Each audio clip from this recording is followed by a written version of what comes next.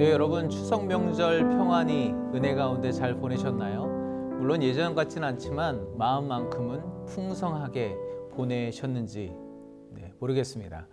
이제는 다시 일상으로 돌아와서 오늘도 말씀과 기도의 은혜를 누리실 수 있기를 간절히 소망합니다. 영적 부흥, 주님과 함께하는 삶. 오늘은 사도 요한을 통해서 주시는 말씀을 통해서 은혜를 나누고 기도하는 시간을 가져보겠습니다. 요한일서 4장 7절부터 21절까지의 말씀을 보겠습니다.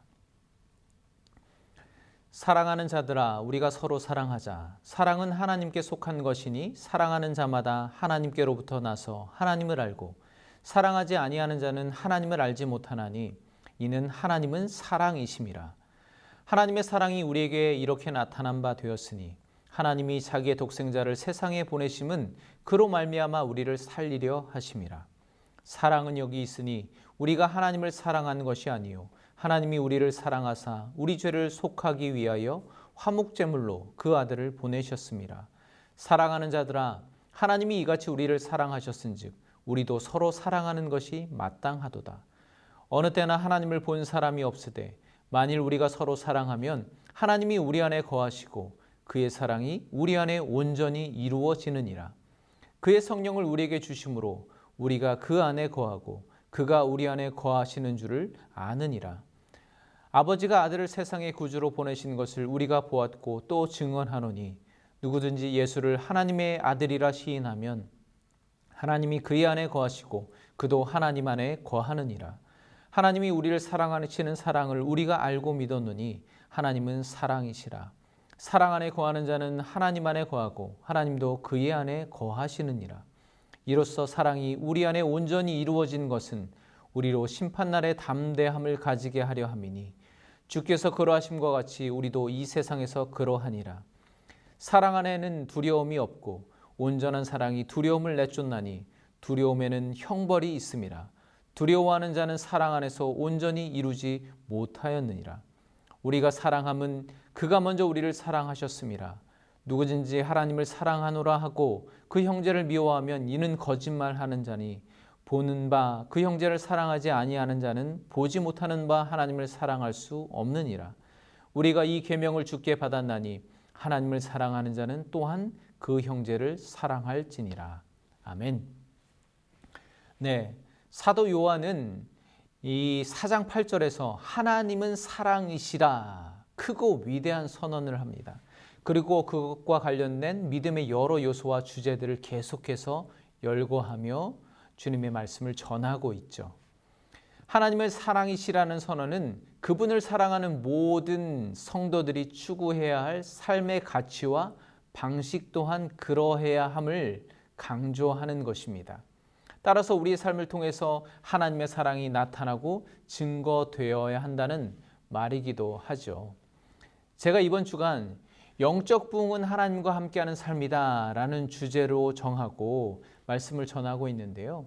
오늘은 사도 요한을 통해서 하나님과 함께하는 삶은 사랑하는 삶이다 라는 말씀을 전해 보려고 합니다. 7절을 보면요. 사랑하는 자들아, 우리가 서로 사랑하자. 사랑은 하나님께 속한 것이니 말씀하고 있습니다. 하나님께 속한 자들은 삶의 방식도 하나님께 속한 것을 택해야 합니다. 하나님을 사랑한다고 하는 것은 그저 추상적이고 애매모호한 것이 아니라 우리 삶의 아주 구체적인 선택을 함에 있어서도 하나님께 속한 것을 택해야 한다는 것입니다. 하나님께 속했다고 하면서 거짓과 불의와 속임수를 일삼으며 살아간다고 하면 하나님께서 너 정말 내게 속한 자가 맞니? 내게 우리 식구가 맞니? 나의 자녀가 맞니? 너 누군지 잘 모르겠는데? 그렇게 말씀하실 수도 있다는 것이죠. 하나님께 속한 자, 하나님께로부터 온 자들은 당연히 하나님께 속한 것, 바로 사랑으로 살아야 하고 사랑으로 선택해야 하고 사랑의 방식으로 살아가야 한다는 것입니다. 그렇습니다. 사실 사랑은 단순히 지식으로만 배워서 되는 것이 아닙니다. 사랑을 책으로 배울 수는 없는 거죠. 사랑이 하나님께로부터 왔으니 하나님의 사랑은 그분과의 친밀한 관계 속에서 사랑이신 그분을 만나서 그분의 사랑을 경험함으로 깨닫고 얻어지는 것입니다. 그 사랑을 깨달았으면 그렇게 살아봐야 하는 것입니다. 사도 요한이 이렇게 사랑에 관한 말씀을 여러 가지 주제를 통해서 이야기할 수 있는 이유는 그가 하나님의 사랑을 그렇게 경험하고 또 깨닫고 그렇게 사랑으로 살아냈던 사람이기 때문입니다. 제롬이라는 유명한 교부가 한 이야기를 통해서 사도 요한은 하나님의 사랑의 성품을 드러내는 삶을 살았다고 소개하는 예화가 있는데요. 사도 요한은 많은 사람들 앞에 설 때마다 늘 하는 말이 자녀들아 서로 사랑하라 라는 말이었다고 그래요.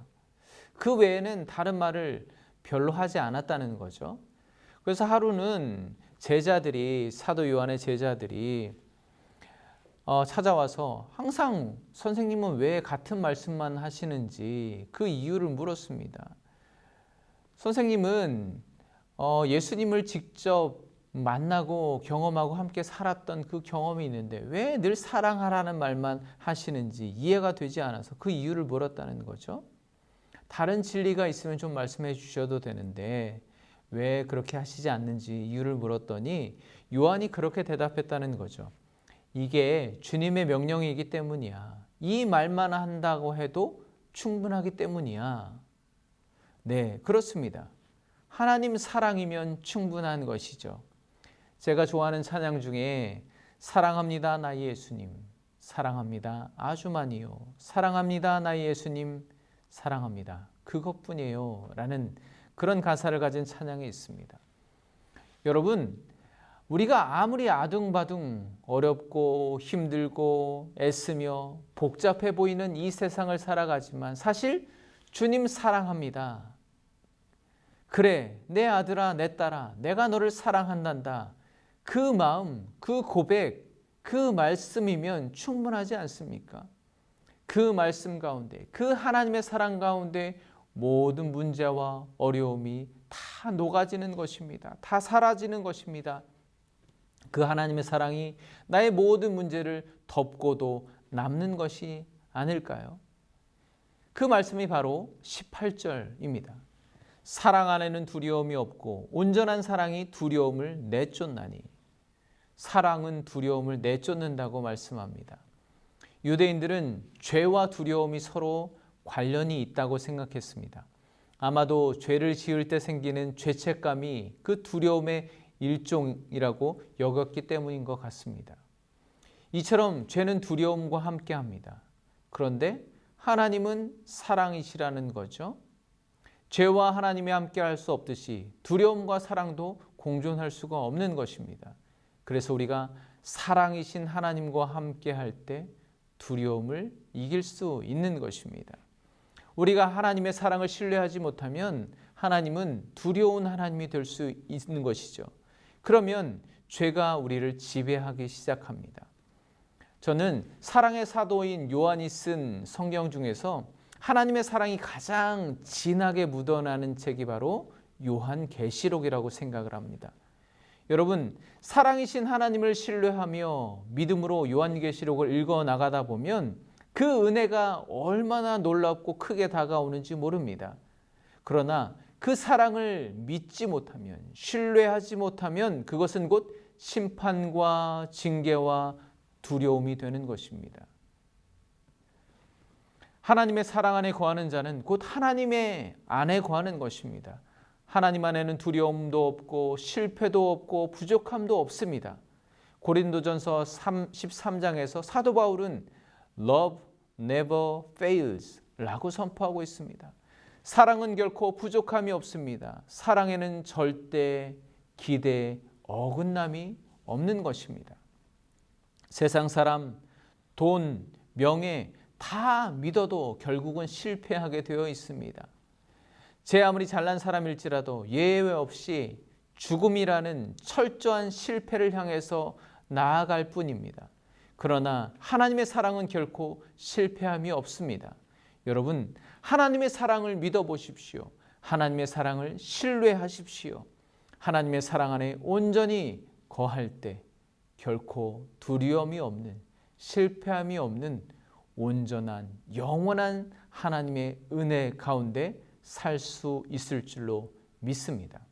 오늘도 사랑이신 하나님을 의지하고 그 사랑의 방식대로 살아내시는 복된 하루 되시기를 간절히 축복합니다.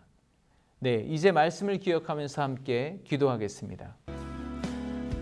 하나님이 사랑이신 그리스도 안에서 우리가 하나님과 연합하게 하시고 성령이 그것을 날마다 깨닫게 하여 주시니 감사합니다. 오늘 우리가 결코 부족함이 없으며 기대의 어긋남도 실패함도 없는 하나님의 사랑 안에 살게 하여 주시옵소서. 또한 사랑이신 하나님께 속한 자로 오늘 나는 형제에게, 이웃에게, 공동체에 무엇을 내어주고 희생하며 사랑하고 있는지, 어떻게 나의 정체성과 소속을 증명하고 있는지 깨닫고 돌이키게 하여 주시옵소서. 말씀을 기억하며 함께 기도하겠습니다.